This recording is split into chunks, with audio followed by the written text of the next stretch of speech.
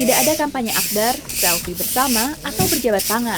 Politisi di Korea Selatan ini membersihkan wilayah konstituennya sebagai bentuk kampanye di masa pandemi COVID-19.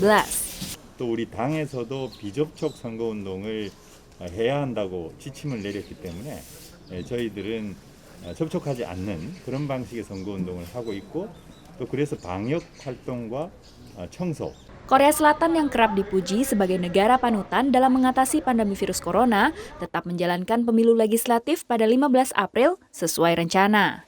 Para pemilih diwajibkan menggunakan masker dan sarung tangan plastik. Suhu tubuh mereka juga diperiksa. Jika menunjukkan gejala, pemilih akan diarahkan ke bilik terpisah. Sementara di Amerika Serikat, sedikitnya 16 negara bagian menunda pemilihan pendahuluan menuju Pilpres 2020. Jika tetap dilaksanakan, seperti di Wisconsin, calon pemilih merasa khawatir. I think it would have been better to be postponed. A lot of people haven't gotten absentee ballots yet. It's just, even with absentee ballots, there are still some issues, like you have to have a witness sign it. If you live alone and you're in isolation, that could be a real problem. I think there are just too many issues.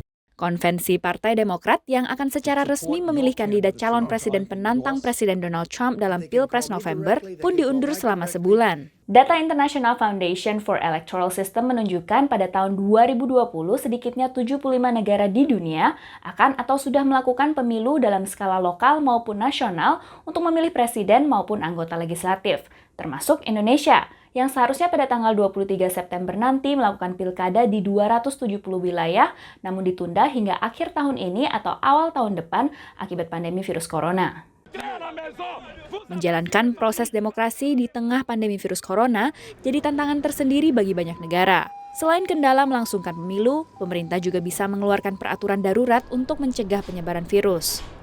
But sadly, we're also seeing governments that are actually much more focused on using the virus as a pretext to crack down on their critics and to consolidate their power. Beberapa kasus pelanggaran hak asasi manusia atas dasar pencegahan penyebaran virus corona terjadi di berbagai belahan dunia, mulai dari penyemprotan disinfektan secara paksa, pembubaran paksa, hingga penembakan. Many governments, rather than doing what was really necessary to protect them, seized all kinds of extraordinary powers that it took a long, long time to relinquish.